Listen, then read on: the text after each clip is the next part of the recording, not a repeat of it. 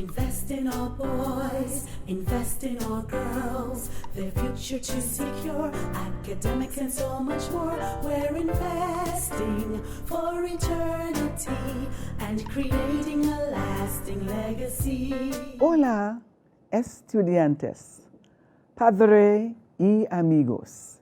Mi nombre es Jereen Joseph. ¿Cómo estás?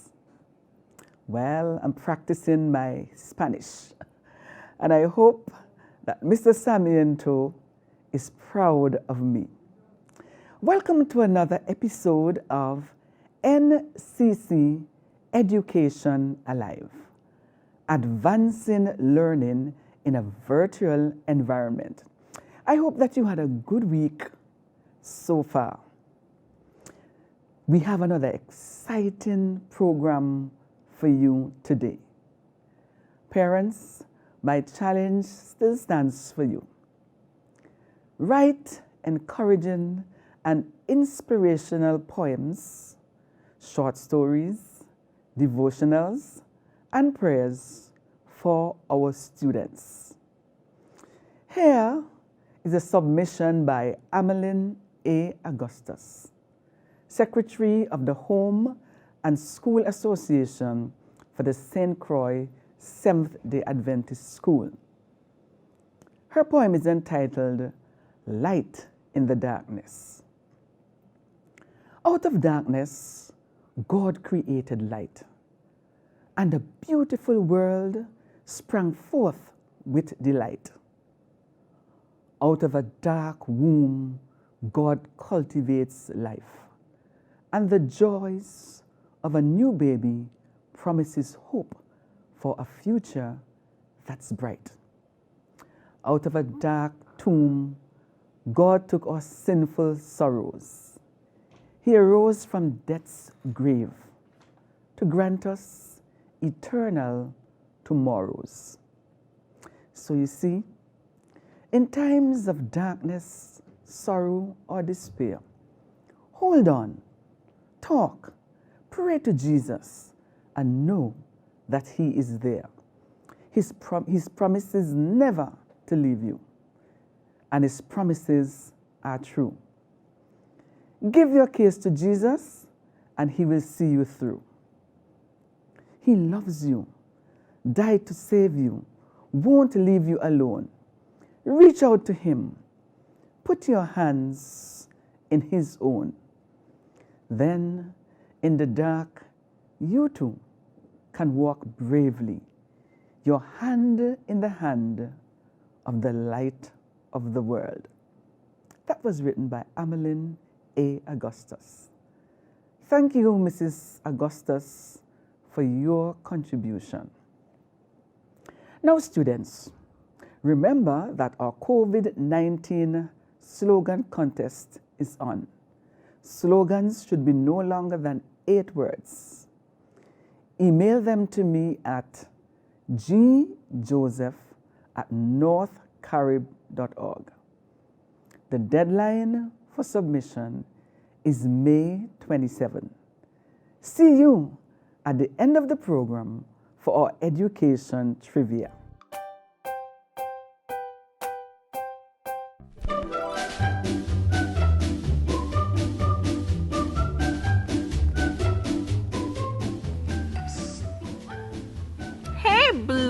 Are these for me? They sure are. They're beautiful. Wait, it's not my birthday. What are these for? Oh, they're just because you're such a good friend. Oh, thank you, Blue. You're a great friend, too. Oh, girl, you ain't got to tell me. I know. Oh, hey, students. You're just in time for our devotional today. My friend Blue, say hey, Blue. Hey, how's it going? He just gave me the most beautiful lilies. I sure did. Yes, he did. You know, these lilies remind me of our text for today. It's taken from Songs of Solomon 2, verse 1. I am the rose of Sharon and the lily of the valleys. You know, Jesus goes by many names in the Bible. Can you think of any, Blue? What was it? I know the name for one. What about the light or the vine? That's very true. The light of the world or the vine. He also goes by the Good Shepherd. Oh, never heard that one. Students, can you think of any other names that Jesus goes by in the Bible? That's very good. Oh, they're so smart. Yes, they are. You know, in the Bible, Jesus also goes by two other names. They're actually names of flowers, the rose of Sharon and the lily of the valley. Jesus is just like this lily. From far away, this lily looks beautiful. But as you get closer and closer and even closer, you begin to see. And smell. That's right, Blue. And smell just how truly beautiful this flower is. It's the same with Jesus. Students, we must get closer to him and spend more time with him to truly see how beautiful and wonderful he is. Talk to him while you play, while on Zoom with your teachers, and while helping out with your chores. This week, make an intentional effort to get closer to him. Let's pray. Eyes closed, Blue. Okay. Father in heaven, we're so grateful for this privilege to get to know you more. As we go throughout our week, I pray that we'll make an intentional effort to get closer to you and to tell others about you too. In Jesus' name, amen. Can I open my eyes now? Yes, you can open your eyes now, Blue.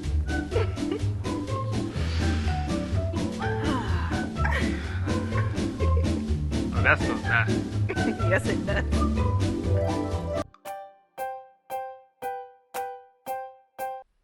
Hi, my name is Shanella Burkle, and please allow me to tell you a little bit about myself and my experience with Adventist education.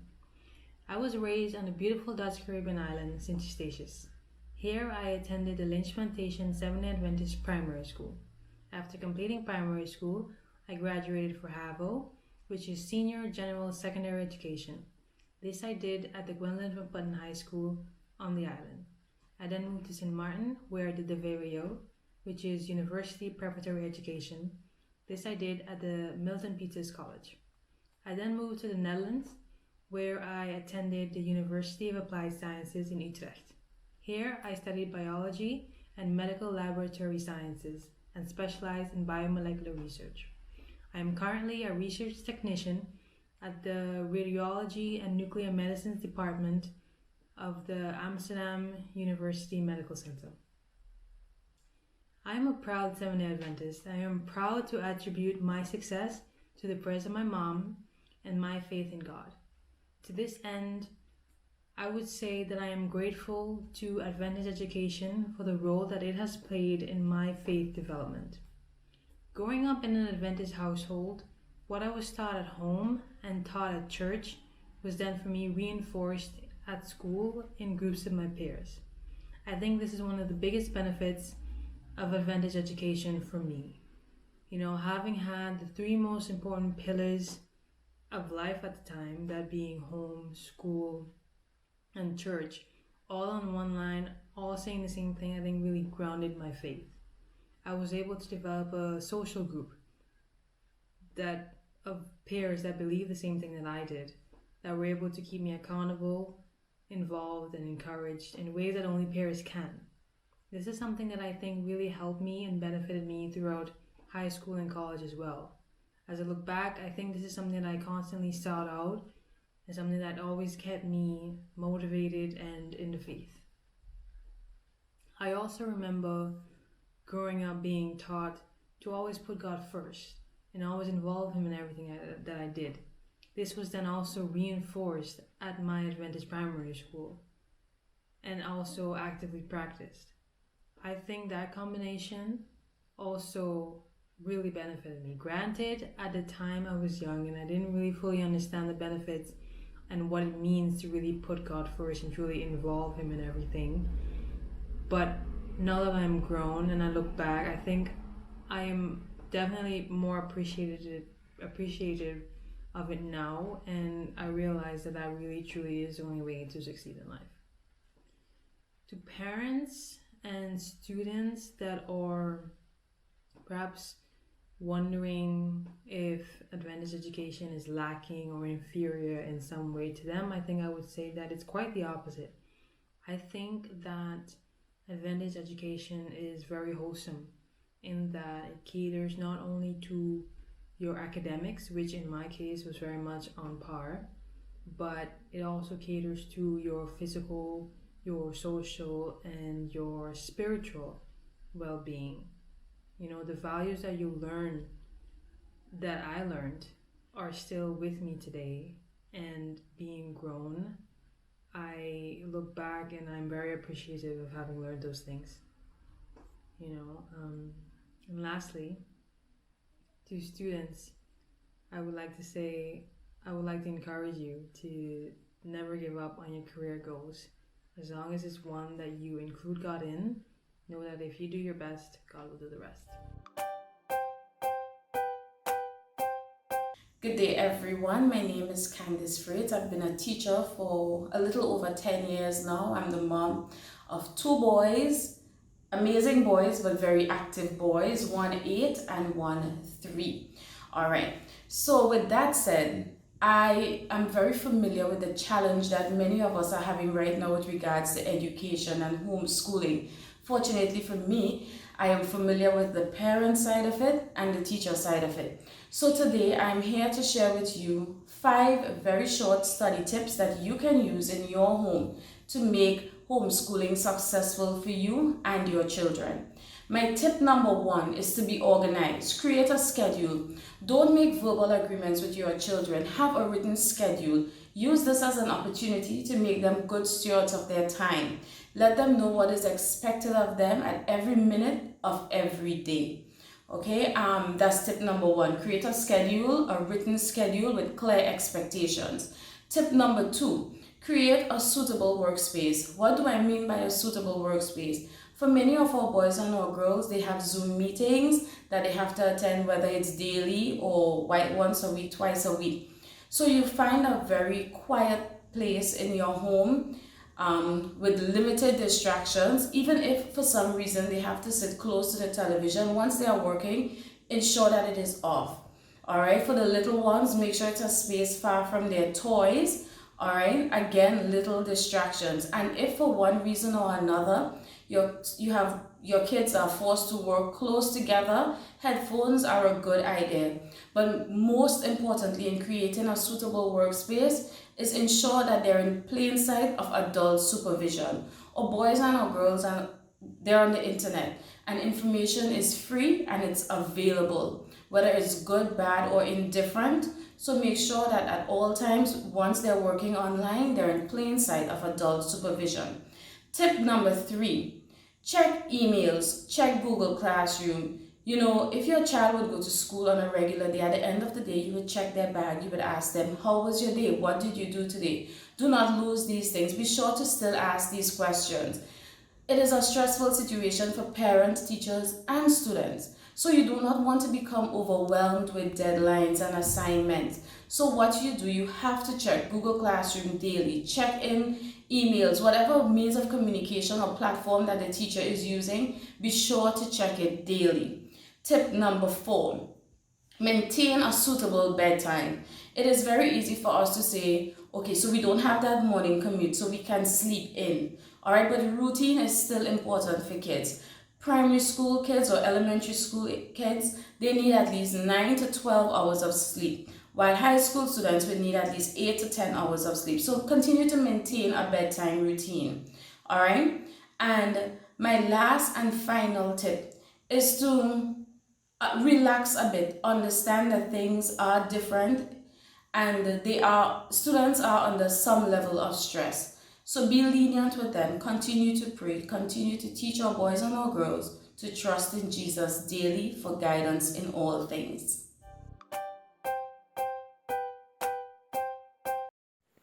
Hola una vez más, mis queridos amigos. Bienvenidos a un nuevo episodio de Español para la North Caribbean Conference. Hoy vamos a aprender muchas cosas. Hello again, my dear friends, and welcome to a new episode of Spanish for North Caribbean Conference. Today, we are going to learn many things. Today, we're going to learn some things related to cities and countries, ciudades y países. It's very good to get to know about countries and cities where Spanish is spoken.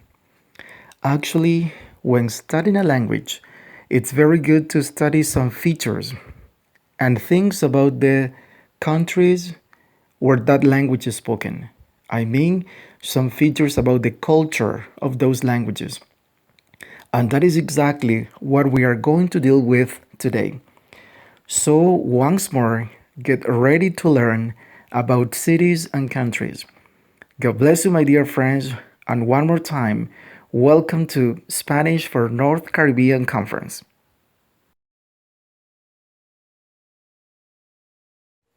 Okay, now we are one more time in our virtual classroom. I'm so happy and excited to be here with you. According to what I said, today we are going to learn some things about the countries where Spanish is spoken. Okay, now we have a map. Yes, we have a map. You're going to listen to me and repeat after me. Este es un mapa. Es un mapa de Sudamérica. Great. Now let's do it one more time. A little bit more slowly. Este es un mapa. Es un mapa de Sudamérica. Great. The translation into English is, this is a map. It's a map of South America.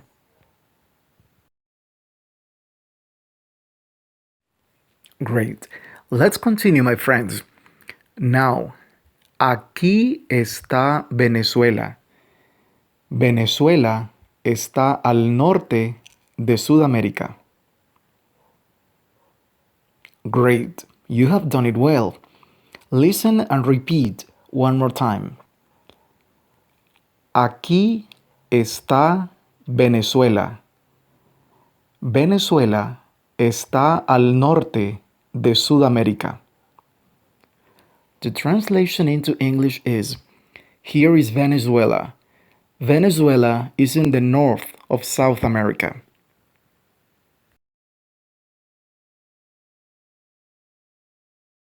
Let's continue. Listen and repeat after me. Esta es Caracas.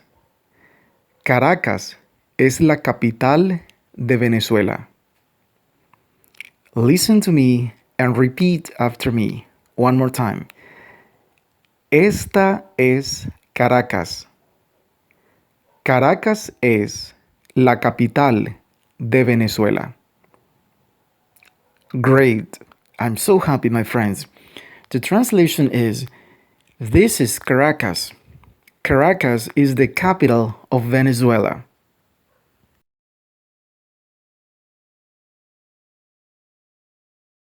Let's continue. Now, aquí está Argentina. Argentina está al sur de Sudamérica. Excellent. Now repeat one more time. Aquí está Argentina.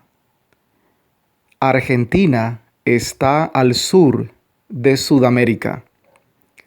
The translation into English is, here's Argentina.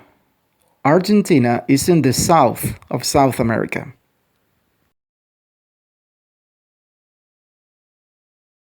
Great. Let's go ahead. Now, esta es Buenos Aires. Buenos Aires es la capital de Argentina.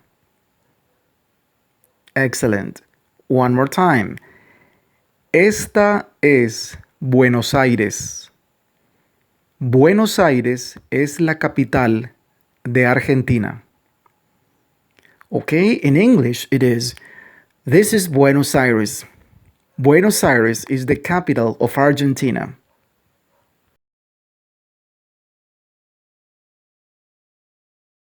Okay, let's continue. And now, aquí está Brasil. Brasil está al este de Sudamérica. Great. One more time. Aquí está Brasil. Brasil está al este de Sudamérica. Very good. The translation into English is, here's Brazil. Brazil is in eastern South America. Well, my friends, let me clarify that Brazil is not a Spanish-speaking country. Over there, people speak Portuguese. I wanted to include it because it is an important country in South America. Okay? But one more time, people there speak Portuguese. Okay, let's go ahead, my friends. Esta es Brasilia. Brasilia es la capital de Brasil. Great. One more time. Esta es Brasilia. Brasilia es la capital de Brasil. The translation into English is, this is Brasilia. Brasilia is the capital of Brazil. Okay, let's continue. Now this. Aquí está Perú. Perú está al oeste de Sudamérica. Great. Listen to me and repeat after me. One more time. Aquí está Perú. Perú está al oeste de Sudamérica. Excellent. The translation into English is, here's Peru. Peru is in western South America.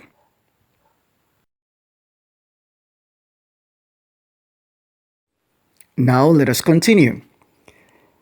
Esta es Lima. Lima es la capital de Perú. Excellent, my friends. One more time. Esta es Lima. Lima es la capital de Perú. Great. The translation into English is, this is Lima. Lima is the capital of Peru.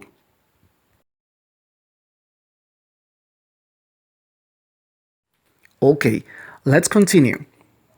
Y aquí está Colombia. Colombia también está al norte de Sudamérica. Very good. One more time. Y aquí está Colombia. Colombia también está al norte de Sudamérica. Great. The translation is, and here's Colombia.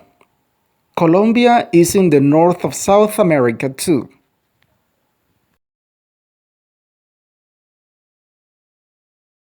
Okay, and now this one. Esta es Bogotá. Bogotá es la capital de Colombia.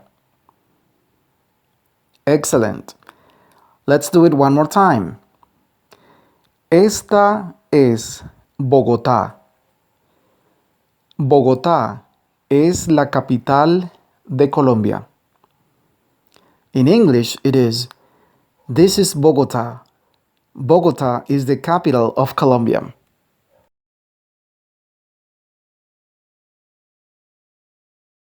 Okay, and now let us practice our communication skills. We're going to ask and answer questions with one important verb, which is estar. The translation is to be. Pregunta y responde con estar. Question number 1. ¿Dónde está Venezuela? One more time. ¿Dónde está Venezuela? The answer is, Venezuela está al norte de Sudamérica. Venezuela está al norte de Sudamérica. Where is Venezuela? Venezuela is in the north of South America.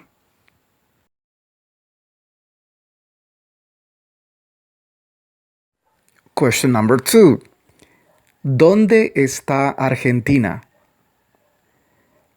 ¿Dónde está Argentina? The answer is, Argentina está al sur de Sudamérica. Argentina está al sur de Sudamérica? Where is Argentina? Argentina is in the south of South America.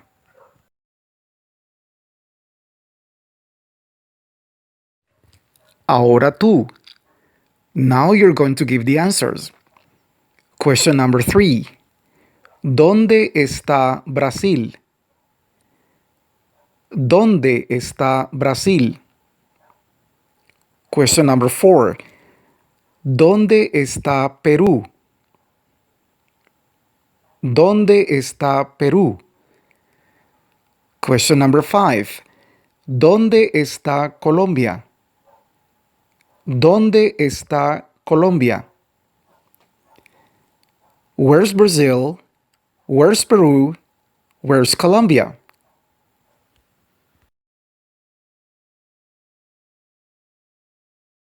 Okay, now we're going to ask more questions. We're going to continue with questions taking ser into account now. Ser is another important verb in Spanish, and it's also a translation of to be. Okay, question number 1. ¿Cuál es la capital de Venezuela? ¿Cuál es la capital de Venezuela? The answer is es Caracas. Es Caracas. What's the capital of Venezuela? It's Caracas.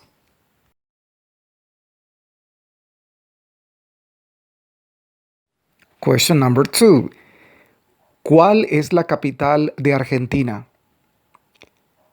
¿Cuál es la capital de Argentina? The answer is es Buenos Aires. Es Buenos Aires. What's the capital of Argentina? It's Buenos Aires. Ahora tú. Now it's your turn to give the answers to these questions. Question number 3. ¿Cuál es la capital de Brasil? ¿Cuál es la capital de Brasil? Question number 4. ¿Cuál es la capital de Perú? ¿Cuál es la capital de Perú? Question number 5.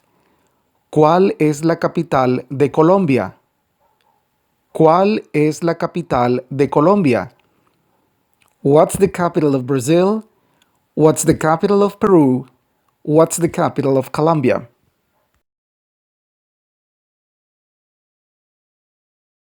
And now our phrase for today. The special sentence that is going to be taken into account today. This is the one. Esfuérzate y sé valiente. Listen to me and repeat after me. Esfuérzate y sé valiente. One more time. Esfuérzate y sé valiente. Josué 1:6. Great. My friends, this is very important according to what I said. The translation into English is be strong and courageous. Joshua 1:6. This is important to take into account because in the context of speaking a language, in the context of learning a language, we need to have reasons according to what I said in some lessons before. In that frame, many people can lose motivation, can lose strength because they consider learning a language is a difficult task. Well, nothing valuable is going to be gotten without strength, without making an effort. That is why you need to keep in mind the fact of being strong and courageous, because this is going to remind us that we need to do everything we can in order to achieve our target, achieve our goal of learning a language. Okay, my friends, this is the phrase for today. Esfuérzate y sé valiente. Josué 1:6. God bless you, my friends.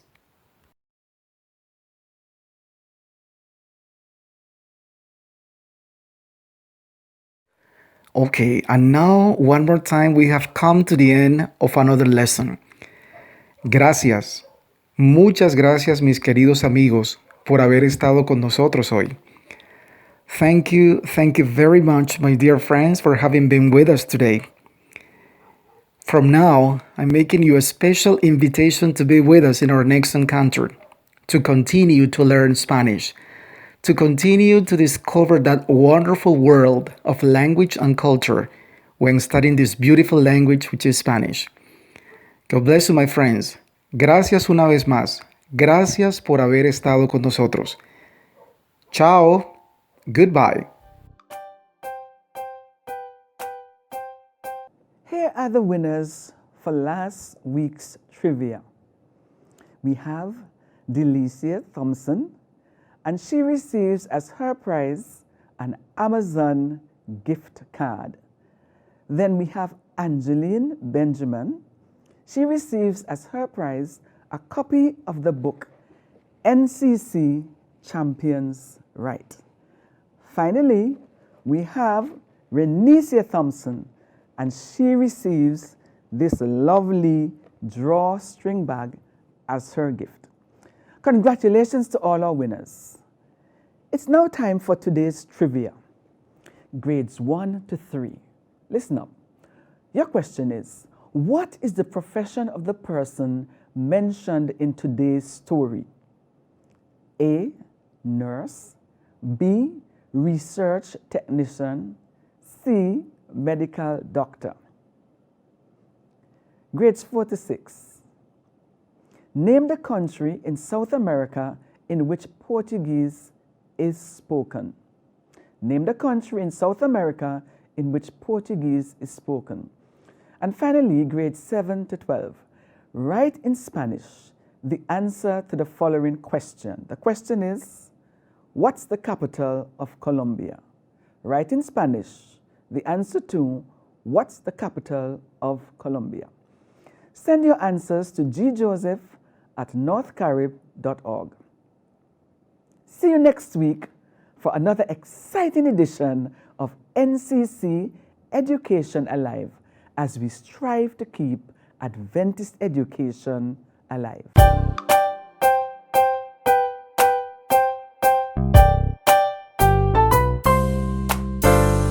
Invest in our boys, invest in our girls, their future to secure, academics and so much more. We're investing for eternity and creating a lasting legacy.